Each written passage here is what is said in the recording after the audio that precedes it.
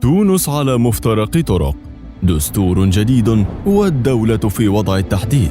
الإخوان يقعون أخيرا والشعب يقول بصوت عال لا لسطوة الإخوان. محاكمات ومحاسبات، برلمان منحل وتعديلات كبرى، والهدف تونس بحلة جديدة.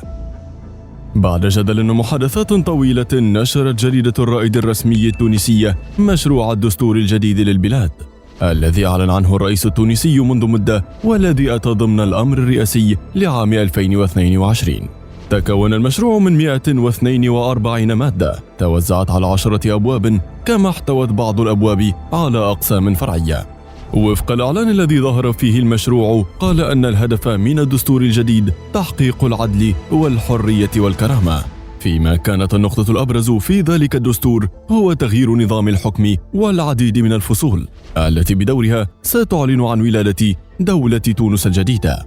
الدستور يعتمد النظام الجمهوري في الدولة، ويعين فيه الرئيس رئيس الحكومة، والذي بدوره يعين أعضاء الحكومة باقتراح من رئيس البلاد. كما يحق للرئيس أن ينهي أي مهام للحكومة أو حتى أي عضو فيها بشكل تلقائي أو باقتراح من رئيسها.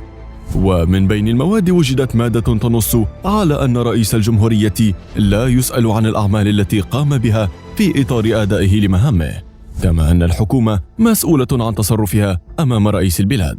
لم يتضمن الدستور أي نص على أن دين الدولة هو الإسلام، كما لم يتضمن أي دور للبرلمان في مراقبة عمل الرئيس والحكومة، وهي المواد التي أثارت حفيظة جماعة الإخوان المعزولة قانونيا وشعبيا في تونس بالأصل. فمنذ عزل البرلمان التونسي حاولت جماعة الإخوان الانقلاب على الشرعية بشتى الطرق. في البداية حاولت حشد مؤيديها للتظاهر ضد الرئاسة التونسية، لكنها سقطت سريعا، حيث خرجت كبرى المدن التونسية ضدها، والتي عرف بعضها بالولاء للجماعة، واعتبرت القاعدة الشعبية الكبرى لها، ما جعلها تعود لنقطة الصفر وتحاول الاستنجاد في دول عدة، منها تركيا التي رفضت التعديلات الدستورية وحتى عزل البرلمان. لكنها بعد مدة تراجعت عن ذلك وظهرت وكأنها خذلت إخوان تونس كلهم. وأخيرا بات القضاء أمام جماعة الإخوان وليس الرفض الشعبي فقط، حيث فتحت لجنة التحاليل المالية في تونس تحقيقات موسعة عن الأموال التي يملكها عناصر جماعة الإخوان، كما جمدت عددا من الحسابات المصرفية لبعضهم بشبهة تبييض الأموال داخل البلاد، حتى وصلت لزعيم حركة النهضة الإخوانية راشد الغنوشي الذي استدعته محكمة تونسية للتحقيق بشبهة تبييض الأموال، وذلك بعد تجميد أصوله وأرصدته المالية مع 9 آخرين. وقد كشف مصدر في البنك المركزي التونسي للBBC أن أمرا من قاضي مكافحة الإرهاب أدى لتجميد الحسابات المصرفية ل10 أشخاص منهم الغنوشي، ما يعني تحويل القضية لقضية إرهاب ضمن الدولة، وذلك تزامنا مع خسارتهم للقاعدة الشعبية وحتى الدعم الدولي تقريبا، ما يعني أن سقوطهم تم فعليا بعد سنوات من سيطرتهم على البرلمان ومنعهم أي تعديلات دستورية أو قرارات سيادية.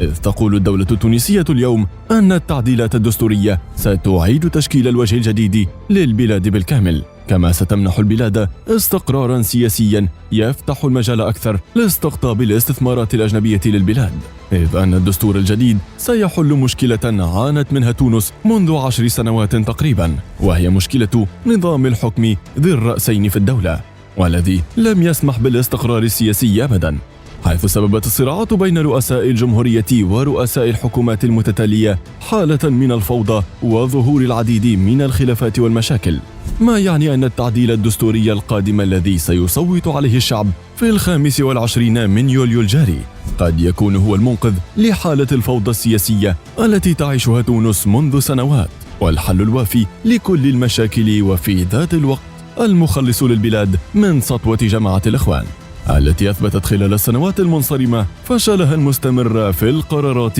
وداخل البرلمان. وأنت ما رأيك بالتعديلات الدستورية في تونس؟ وهل ستكون الحل الأمثل للبلاد؟